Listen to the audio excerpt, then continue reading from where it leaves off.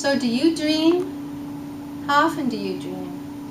Do your dreams serve a purpose? Should we interpret our dreams? Why do we dream? I'm sure these are all questions that all of you have asked yourselves. We have a couple of psychologists. First one is Sigmund Freud, and most of his thoughts on dreams came back to sexual acts because he lived in the Victorian era, which was known to be a sexually repressed period of time. He believed that dreams were a way for people to express their sexual desires.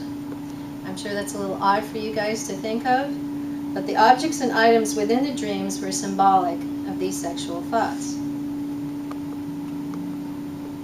Okay, and we also have Carl Jung. Now, he disagreed with Sigmund Freud, even though this was his mentor, on many theories, and started his own studies and theories on dreams.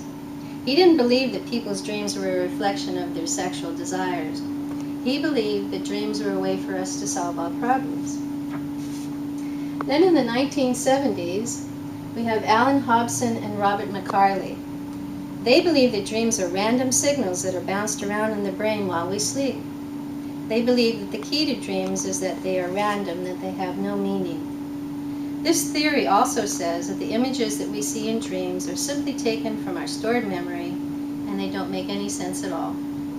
This theory, even though it goes completely against what the other theories suggest, is widely accepted and is known as the activation synthesis theory. Now we have 5 stages of sleep. The first one is when you just start to fall asleep, and it's about a 10-minute period of time.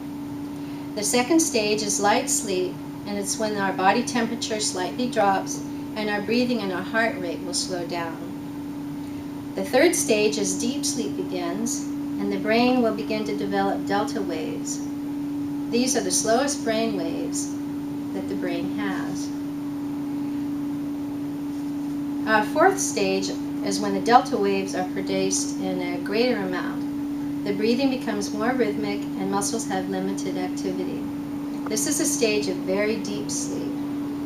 These 4 phases of sleep are just as important in our nighttime rest and dreams as the 5th stage of sleep, and are considered non-REM sleep, or rapid eye movement. Then in our last stage, the 5th stage, REM sleep and most of our dreaming takes place when our brain is most active while we're sleeping. The brain sends out alpha waves instead of delta waves, which allows the brain to become as active as it is while we are awake. The heart rate starts to quicken along with our breathing, our blood pressure will rise, and the body is not as regular as it normally is. The rest of the body falls into a temporary paralysis because the brain releases glycine, which is an amino acid, and it goes into our spinal cord. The reason for this paralysis is thought to be so that we cannot act on our dreams while we are still asleep. Throughout the night, it's possible to go through each of these 5 phases several times. However, each subsequent cycle will include more REM sleep and less non-REM sleep. Now there's 3 different ways that I've listed here that we can remember our dreams.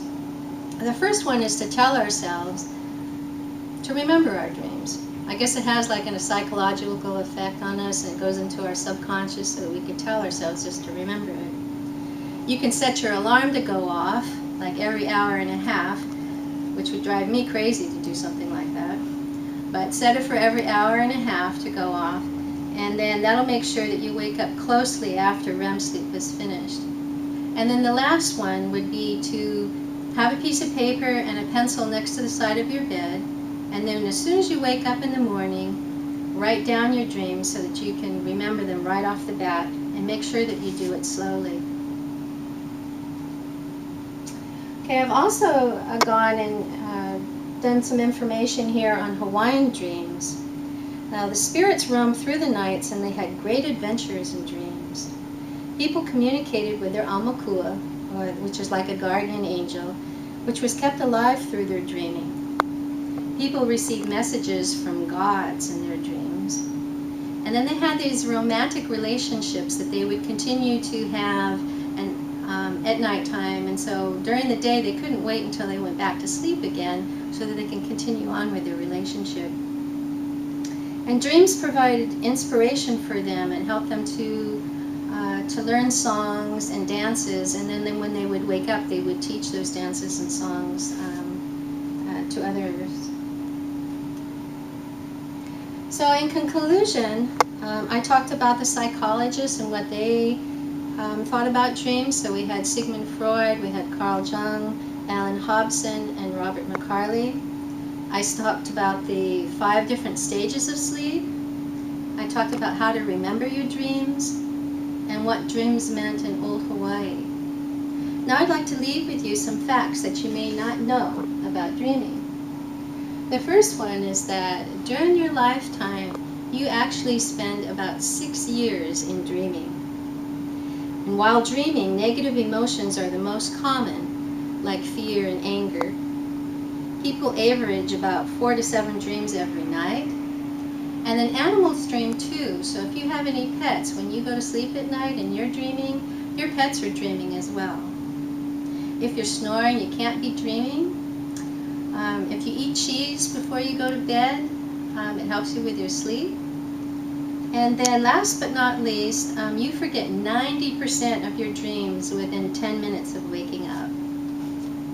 Now I'd like to encourage each one of you to choose a way to remember your dreams, one of the 3 that I had listed earlier, and see if that's something that will help you. So if you take a piece of paper and a pencil tonight, put it next to your bedside, and then in the morning time, as soon as you wake up, write down what you remember in your dreams, and then hopefully that'll help you to understand your dreams and what they're meant to be. Thank you all for coming today, and aloha.